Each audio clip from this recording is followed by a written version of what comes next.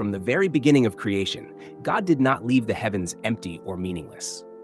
In book of Genesis 1:14 it says, open quote, "And God said, let there be lights in the expanse of the heavens to separate the day from the night, and let them be for signs and for seasons and for days and years." Close quote. The sun, the moon, and the stars were not placed in the sky randomly. They were appointed. They were designed not only to give light, but to give signs. From the first chapter of the Bible, we see that the heavens themselves are part of God's divine communication system. Today, we will see how God has used the lights of heaven throughout Scripture to mark powerful moments, to confirm His promises, and to reveal His prophetic plans. Genesis tells us that the lights in the heavens serve four purposes: for signs, for seasons, for days, and for years. The Hebrew word for signs carries the meaning of a signal, a mark, or a divine indicator. In other words, God sometimes uses the heavens to signal that something extraordinary is taking place. We see this dramatically in the book of Joshua. In Joshua 10, verse 12 to 13, during Israel's battle against the Amorites, Joshua prayed boldly, open quote, "Sun, stand still at Gibeon, and moon in the valley of Ajalon," close quote. And the scripture says the sun stood still and the moon stopped until the nation took vengeance on their enemies. Imagine that moment. The Creator who established the laws of nature in Genesis now suspends those very laws to give victory to His people. The heavens responded to the command of God. The sun did not hurry to set for about a whole day. Why?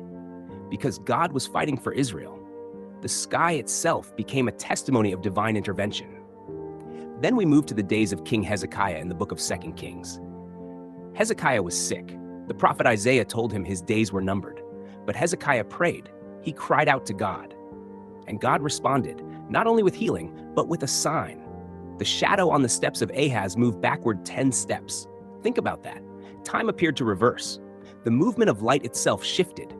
God was showing that He is not bound by time. He created time. He controls time. And when He promises something, He has the power to confirm it with a heavenly sign. Even Gentiles understood that the heavens carried meaning.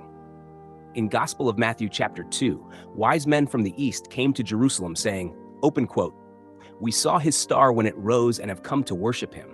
Close quote. These were not Israelites. Yet they recognized a sign in the sky announcing the birth of the King of the Jews. God placed a star as a divine announcement that the Messiah had come. Creation itself testified to the arrival of Yeshua. And the signs in the heavens are not only in the past, they also point to the future. In Gospel of Matthew 24:29, Yeshua speaks of His return, open quote, "Immediately after the tribulation of those days, the sun will be darkened, and the moon will not give its light, and the stars will fall from heaven, and the powers of the heavens will be shaken," close quote. Just as the heavens marked His birth, they will mark His return. The same God who set the lights in place in Genesis will use them again to signal the greatest event in human history, the coming of the Son of Man. What does this teach us? First, God is sovereign over creation. The sun does not shine by accident. The moon does not move randomly. The stars do not flicker without purpose. Everything is under His command. Second, God confirms His word. When He makes a promise, He can seal it with signs in the heavens if He chooses. Joshua's victory, Hezekiah's healing, the birth of Messiah, each was marked by divine signs. Third, we are living in prophetic times. The same heavens that declared God's glory in Genesis are still declaring His purposes today. Some signs are literal, some are symbolic, some are prophetic, but all remind us that history is moving toward fulfillment. The heavens are not just decoration, they are declaration. From Genesis to Joshua, from Hezekiah to the birth of Messiah, and from the first coming to the second coming of Yeshua, the lights of heaven testify that God is in control. The sun, the moon, and the stars obey His voice. They serve as signs of His power, His promises, and His prophetic plan.